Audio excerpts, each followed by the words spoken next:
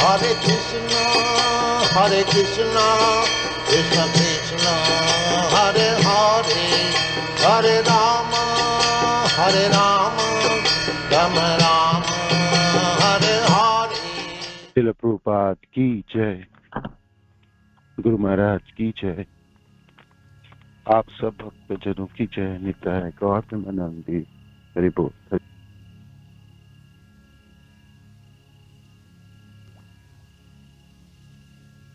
तो जब सुधार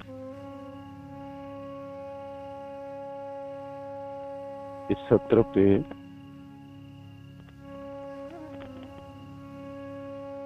हम नाम जप की सुधारने के बारे में बताते हैं। विशेष करके हमारे जीवन की जो प्रथम साधन है और जो सर्वोत्तम साधन है नाम जप,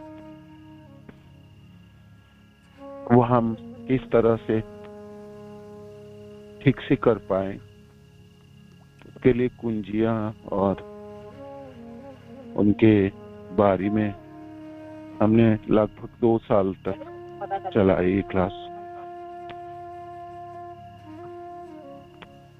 नाम जप के माध्यम से एक साधक की स्तरों की उन्नति होती है।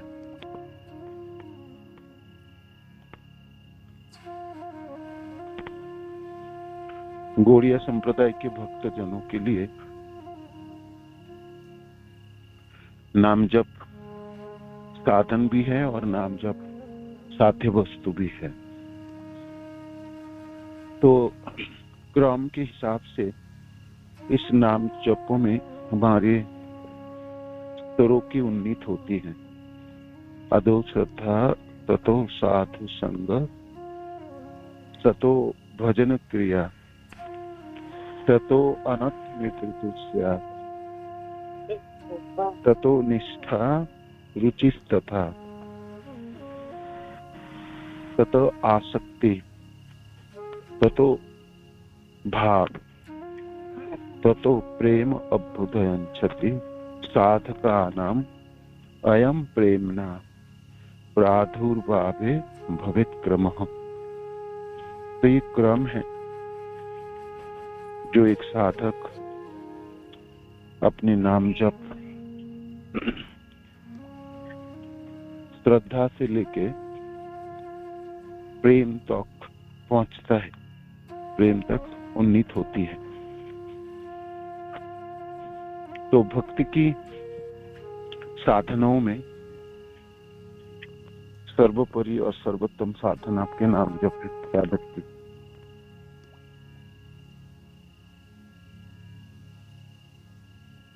तो हम वर्णन करते करते यहाँ पर पहुंचे जो आसक्ति के स्तर पे नाम जपने की।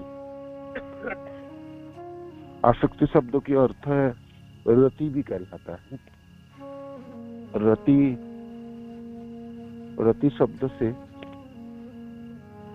उस चीजों के लिए साधक के मनों में लोलुपता उत्पन्न हुई, उनकी सारी शक्ति उन्हीं में निछावर करते हैं और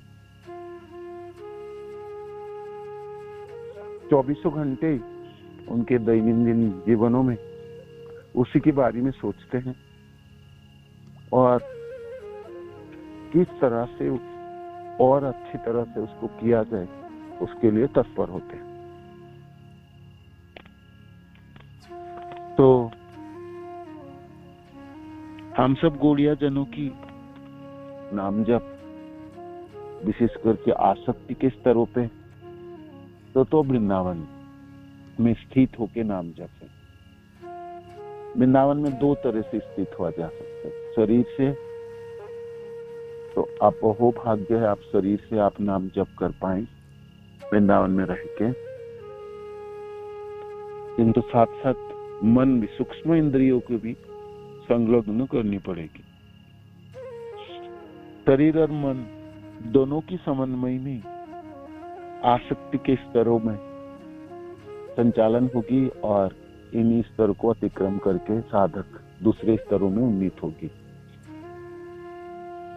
दोनों की प्रयोजन है, स्थूल इंद्रिया की भी और सूक्ष्म इंद्रियों की। हाँ, बोल वाला शक्तिशाली आपकी सूक्ष्म इंद्रिया है। मानो कि सूक्ष्म इंद्रिया की समावेश ना हो किसी कार्य में तो साधन ही नहीं कहलाता। उसको तो सामान्य साधनों में भी सूक्ष्म इंद्रिया सन्निवेश नहीं होती है तो वो कार्यों में रूपांतरित होती है ना, कर्मकांडी कहलाती है। सूक्ष्म इंद्रियों को साथ में रखनी है, तभी वो साधन कहलाएगा, तभी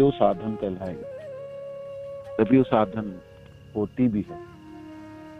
और जहां तक आपकी प्राप्ति की बात है, आस्वादनों की बात है, तभी संभव होगी जब आपकी सूक्ष्म इंद्रिया उसमें सन्निविष्ट है,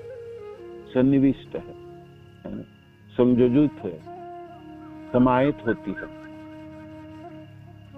ऊपरी आपने जप कर लिए, नाम जपे, तो वो तो सब हम जानते ही हैं, है ना।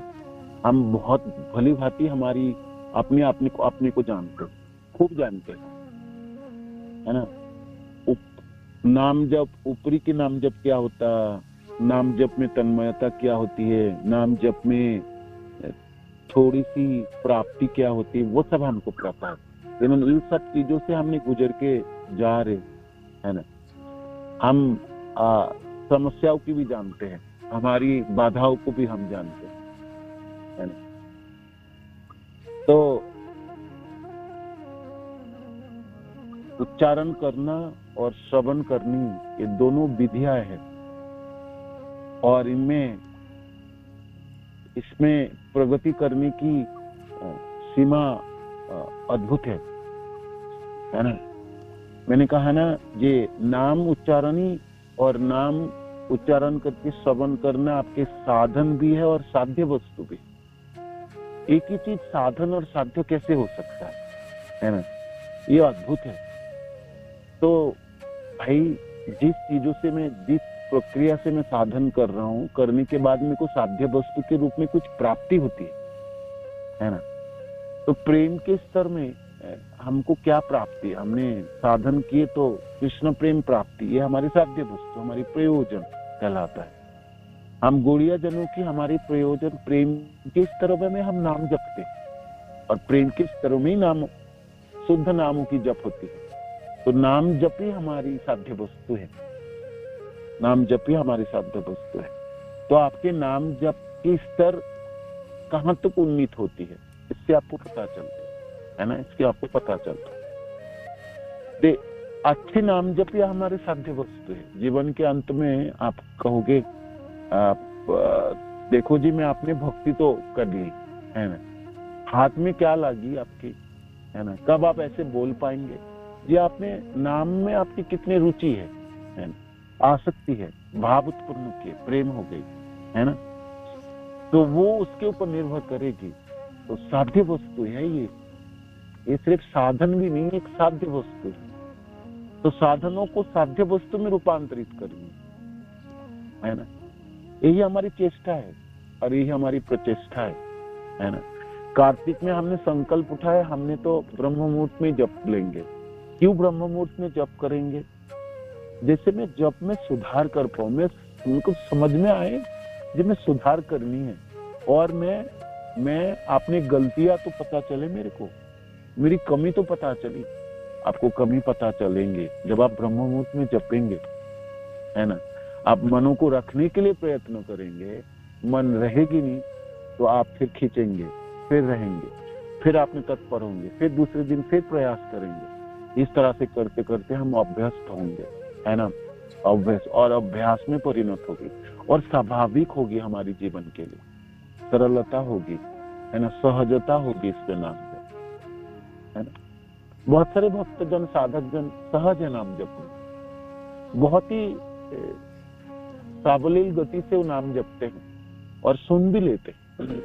सुनने की प्रक्रिया भी बहुत अच्छी तरह से संचालन कर पाते, है ना, क्योंकि अभ्यास में परिणत हो गई, अभ्यास में परिणत, जीवन ढल गई इस तरह से, है ना। और हमने उत्तम समय प्रदान कर दिया। अभी भी आप लड़खड़ाते हैं, आपके नाम जब कभी तो सुबह है, कभी दोपहर है, कभी शाम है, तो फिर आगे की स्तर आपके लिए है ही, है ना। आप तो भूल जाइए, वो होगी नहीं। क्यों नहीं होगी? क्योंकि नहीं होगी, उसके आपने उसको कभी भी हृदय में धारण ही नहीं कर पाएंगे, ग्रहण ही नहीं कर पाएंगे, आपसे दूर ही रहेगी, है ना। वृंदावन तो आपसे दूर रहेगा। देखो, गौड़िया जन होके आप वृंदावन को दूर रखना चाहते हो तो वो तो बहुत अच्छा चीज नहीं है, क्या बोलते हो, है ना। ये ठीक भी नहीं है, क्योंकि कृष्ण आपको चुन के लाए, चुनने के बाद आपको जगा दी, है ना। जो संप्रदाय हमारी है, उसी संप्रदाय के नीबे हमारे वृंदावन में, सब कुछ वृंदावन में, है ना। भावना और रस प्राप्ति सब वृंदावन। तो वृंदावन में तो पहुंचनी पड़ेगी आपको, है ना। और वृंदावन में मन से आपको पहुंचने के लिए जप के स्तरों के कम से कम रुचि के स्तर को अतिक्रम करके जानी पड़ेगी। जपने में लड़खड़ा जा रहे हैं आप, और जपने में ही आपने ठीक नहीं है, तो फिर कार्य बनने वाला नहीं, बिल्कुल नहीं बनने वाला। वृंदावन में स्थित नहीं हो सकते। और आप फिजिकली चले भी जाएंगे, शरीर लेके धोके लेके भी चले जाएंगे, तो भी बड़ी मुश्किल है।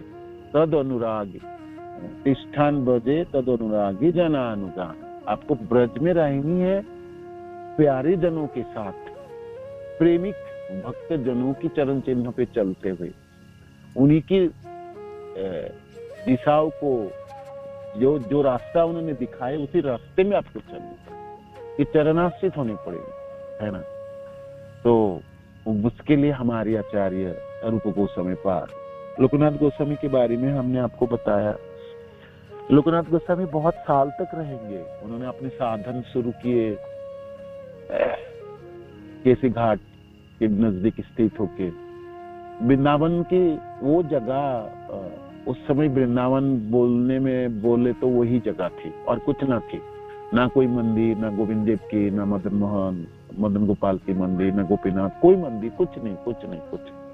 पूरा कोरा वन, जमुना जी कोरी काली, है ना, उनके तट, कोई लोक नहीं, कोई जन नहीं, सिर्फ जंगल ही जंगल, बनी वन, है ना।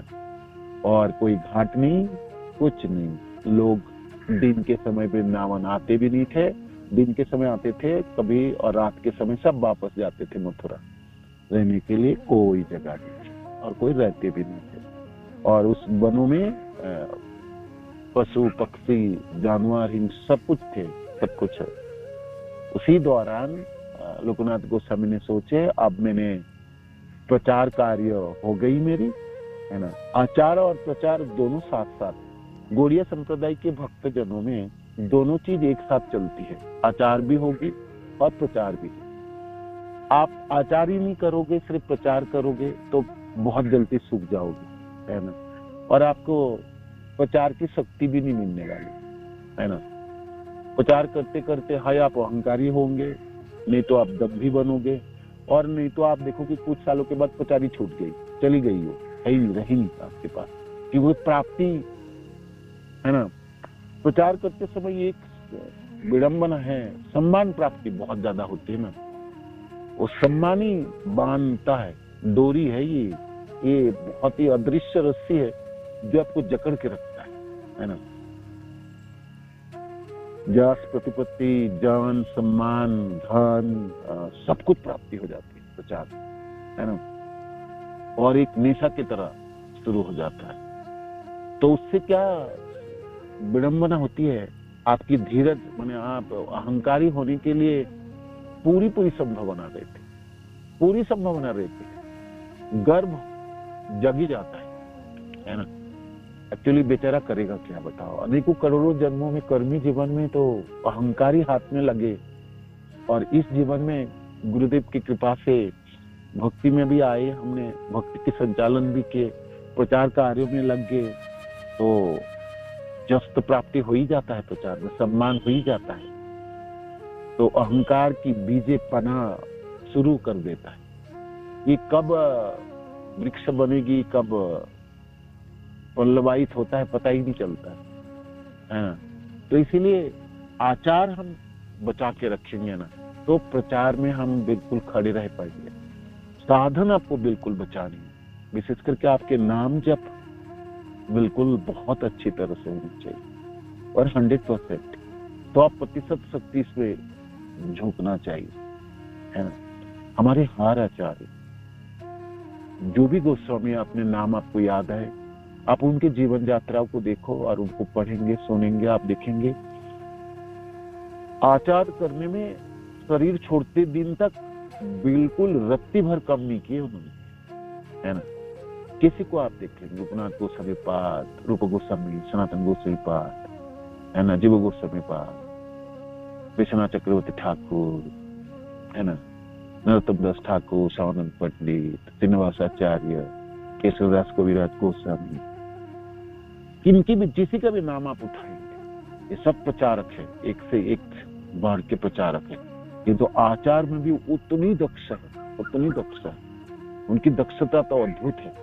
तो आचार और प्रचार दोनों चाहिए, है ना, आचार और प्रचार दोनों। आप सोचोगे मैं नाम जपूंगा, बहुत आनंद में रहने वाला हूँ, प्रेम प्राप्ति होने वाला है मेरी, और मैं बहुत जपाड़ू में बहुत दक्षता है, बहुत सुंदर है, किंतु जपने के बाद आपको प्रचार भी करना, प्रचार में भी लगे, और आप कहेंगे सिर्फ प्रचार ही प्रचार करूंगा, साधन बाद में हो जाएंगे, देख लेंगे। साधन ना करने से भी तो चलेगा, प्रचार तो कर ही रहा हूँ, तब भी नहीं चलने वाला, तब भी नहीं। दोनों पटरी बराबर चलनी चाहिए, गुरुदेव कहते हैं ना, दोनों साथ साथ आपको चलानी पड़ेगी, है ना। और विशेष करके एक प्रचारक को एक आस्वादन भी होनी चाहिए, प्रेम की, है ना, कृष्ण प्रेम की आस्वादन होना है ना। खुद ही कोई प्राप्ति नहीं होगी तो आप दोगे क्या अपने जनों को, सामने वाले को बोलोगे क्या, है ना। क्या बोलोगे आप, है ना। हृदय में प्रेम होगी तो झलके उठेगी, झलक जाएगी, तरंगायित हो जाएंगे। हृदय में प्रेम ही नहीं है और आस्वादन ही नहीं है, तो फिर सामने वाले के हृदय पिघलने वाला नहीं है ना।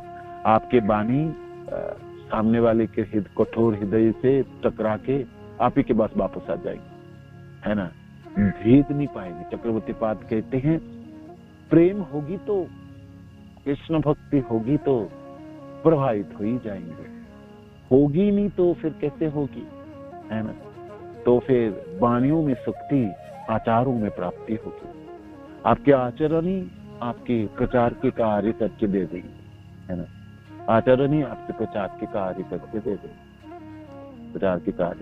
और आपको दंभ से बचाने वाला, जस से, प्रतिपत्ति से, है ना, आपकी जो घास भूस है, जो भक्ति लता के साथ उगने वाली मान, पूजा, प्रतिष्ठा दे, लोभ आदि, है ना, ये सब से आपको बचाने के लिए शक्ति आपके आचार्य होए, है ना।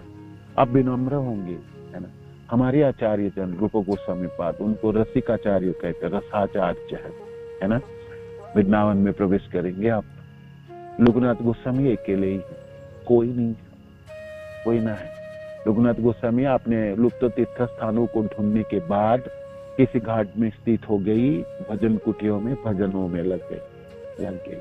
ये मैंने अपने प्रचार कार्य ऑलमोस्ट कर ही दिए। अब तो चैतन्य महाप्रभु की कृपा से आप सब, बाकी सब लोग आएंगे। महाप्रभु ने भी कहा था ये आप चलो तो सही, पहुंचो वृंदावन, बाकी सबको तो मैं भेजूंगा, है ना।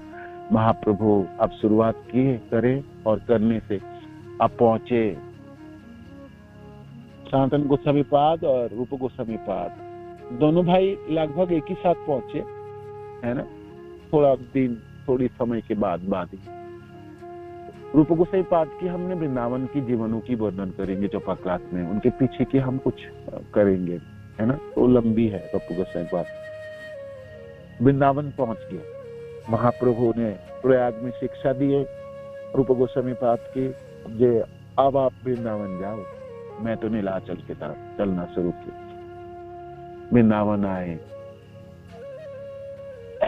जो जीवन की अभिलाषा थी जब हुसैन शाह के मंत्री थे, है ना, राम के लियो में तीनों भाई रहा करते थे, तो अभिप्राय थी वृंदावन जाएंगे, वृंदावन बास मिलेगी, है ना, वृंदावन में भजन क्रिया होगी, है ना। वो आशा, वो इच्छा आज पूरी होने वाली है। वृंदावन पहुंच के रूप गोस्वामी पाद महाप्रभु नीलाचल की तरफ चले गए।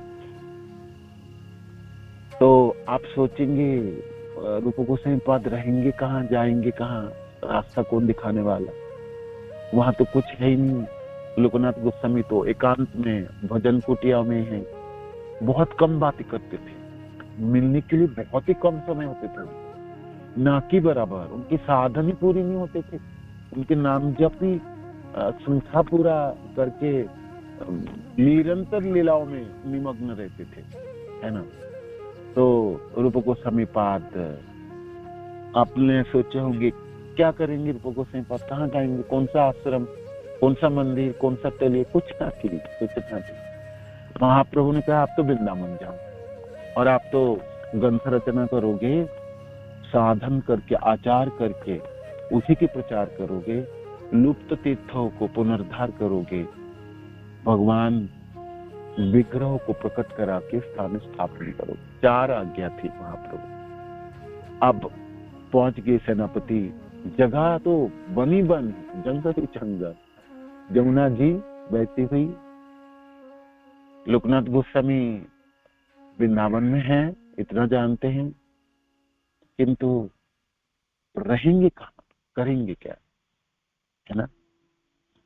आप सोचिए, रूप गोस्वामी पाद, तब सनातन गोस्वामी पाद नहीं आए, तब सनातन गोस्वामी पाद तो हुसैन शाह के तभी में मंत्री है, उसको कारागार में डाल दिए। रूप गोस्वामी पाद पहुंच गए।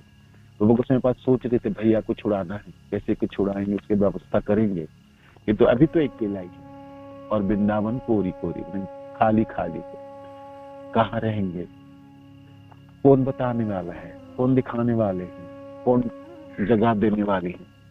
एक भक्त थे, महाप्रभु ने भेजे थे, उनके नाम थे सुबुद्धि राय। सुबुद्धि एक बहुत बड़े जमींदार हुआ करते थे। उन्हें जब हुसैन शाह छोटे थे तब उनके घरों में नौकरों के काम करता था। किसी गलतियां किए तो हुसैन शाह के बचपन में उनको चाबुक से मारे थे, पीठ में प्रहार किए थे। तो कालों के प्रभाव से वो सुबुद्धि राय की जमींदारी गई, जो भी है। हुसैन शाह बने, नवाब बने। तो उसके पीठों में उसके कोड़े की वो दाग निशान देख के उनके बेगम कहते ये दाग कहाँ से?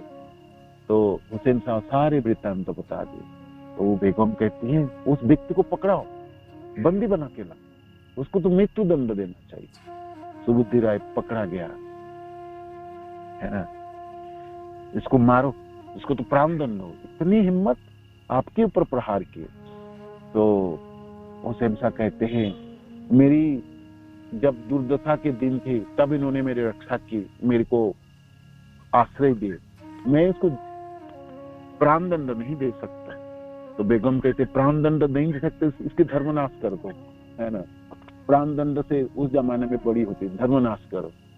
तो ये हिंदू थे, मुसलमान, तो मुसलमान को पानी पिला दो हमारी उपका से, तो धर्मनाश हो जाता। इस तरह से पानी पिला दिए।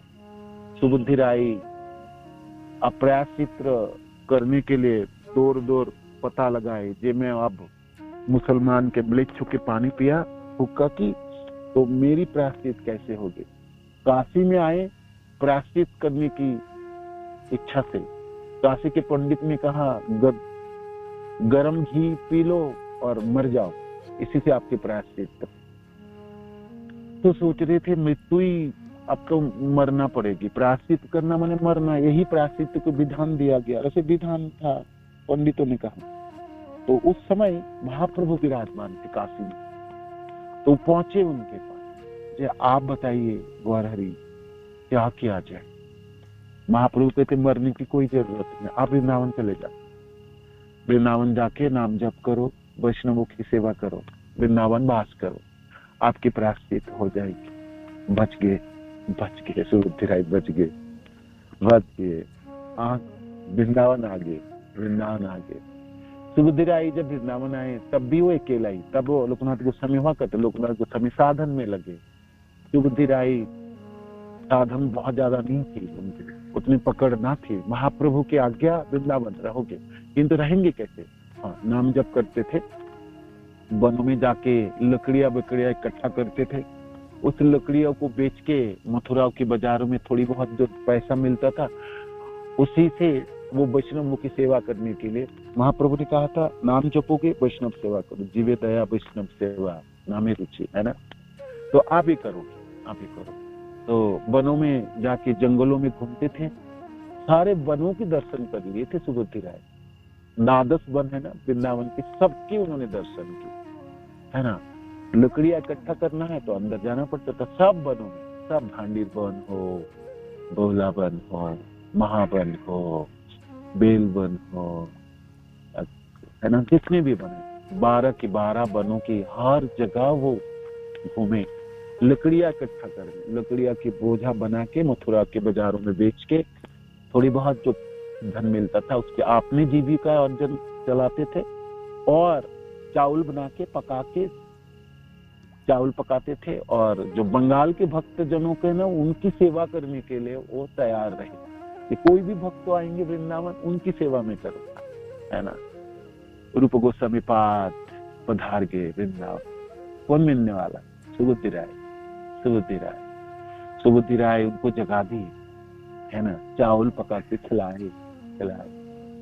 सुबुद्धिराय ने सेवा की रूप गोस्वामी पाद। आने वाले दिनों की हमारे रसाचार्य, आने वाले दिनों की गौड़िया जनों के रास्ता दिखाने वाले, आने वाले जमाने में सबसे बड़ी आचार्यों के रूप में पूरे ब्रह्मांड में जिसकी ख्याति फैलने वाली है, उनके आश्रय प्रदान की सुबुद्धिराय, है ना। सुबुद्धिराय उनको साथ में लेके चलते थे, चलो आपको वनों के दर्शन कराता, है ना।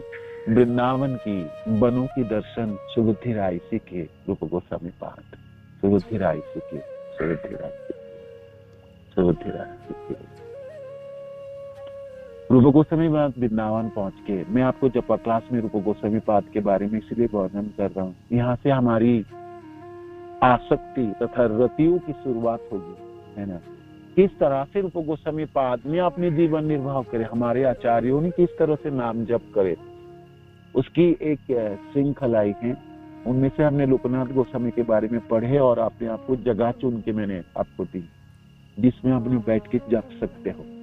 जहां भी आप स्थित हो, आप अपने मनों को वहां रख के आपको जपना है। उसके लिए उत्तम जगह मैंने आपको चुन के दिया, जो चुने हुए जगह हमारे आचार्य जिन्होंने हम सबों के लिए दिए हैं, वो हमारी रमन रेती जहाँ हमारे मंदिर है कृष्ण बोलना, वो केसी घाट, और तीसरी हमारी जगह ये गोकुलानंदन मंदिर के प्रांगण जो लोकनाथ गोस्वामी के भजन कुटिया। अब तो रूप गोस्वामी पाद पधारे वृंदावन में, अब तो हमको जगह और मिलेगी, बिल्कुल मिलेगी, बिल्कुल मिलेगी। उसके बारे में हम सुनेंगे आगे, और उनके साधन भी सुनेंगे, है ना। विशेष करके रूप गोस्वामी पाद की साधनों के बारे में हम इस जपा क्लास में श्रवण करेंगे, क्योंकि हम सब रूपानुग हैं, है ना। हम गौड़िया जन, ऐसे तो हमारे अनेकों आचार्य है हमारी संप्रदाय में, एक से एक आचार्य है। महाप्रभु इस संप्रदाय के आचार्य है, माधवेंद्र पुरीपाद इस संप्रदाय के आचार्य है, ईश्वर पुरीपाद इस संप्रदाय के आचार्य है। हमारी संप्रदाय इतने भरा हुआ आचार्यों से भरे हुए है ना, एक से एक है। तभी भी हम सबों को गौड़िया जनों को कहते हैं हम तो रूपानुग है जी, हम रूप गोस्वामी के चरणाश्रित जन हैं, रूप गोस्वामी के चरणाश्रित जन, है ना। आज रूप गोस्वामी पाद वृंदावन पहुंचे, है ना, वृंदावन पधारे, वृंदावन में प्रवेश किए, है ना। कैसी होगी उनकी जीवन, कैसे जप करेंगे, कहाँ रहेंगे, किस तरह से जीवन अतिवाहित करेंगे, क्या क्या साधन करेंगे। कुछ दिनों तक हम रूप गोस्वामी पाद के साथ रहेंगे वृंदावन, है ना। उस जगह पे रहेंगे, उस लीलाओं में रहेंगे, और विशेष करके उनके नाम जपने की, उनके प्रति उनके रति जो आसक्ति है उसके बारे में श्रवण करें, है ना। काश काश हम सबों में जपने में रति उत्पन्न हो जाए। रूप गोस्वामी पाद की कृपा से ये बिल्कुल संभव है, बिल्कुल संभव है। हमारे आचार्य जनों ने आने वाली पीढ़ियों के लिए दायबद्धता है उनके। किसी एक वंश में पूर्वजों ने अपने आने वाली पीढ़ियों के लिए धरोहर छोड़ के जाते है ना।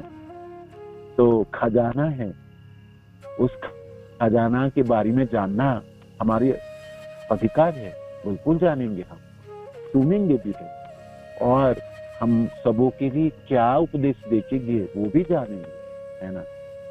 नाम जप रसिक, नाम रसिक आचार्य रूप गोस्वामी, रसिक आचार्य, है ना।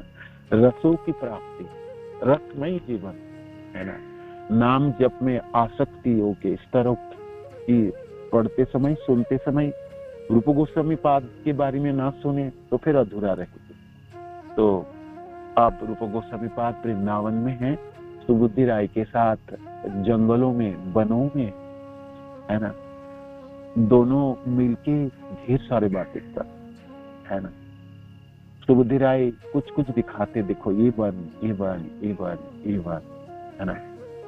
महाप्रभु ने सब चुन चुन के भेजे एक जनों के, जो एक दूसरे की सहायता होगी, दूसरे तीसरे की सहायता करेंगे। इस तरह से वृंदावन बिल्कुल खिल उठेगी, वृंदावन की पुनर्स्थापना होगी, महाप्रभु की इच्छा पूरी होगी, है ना, पूरी होगी।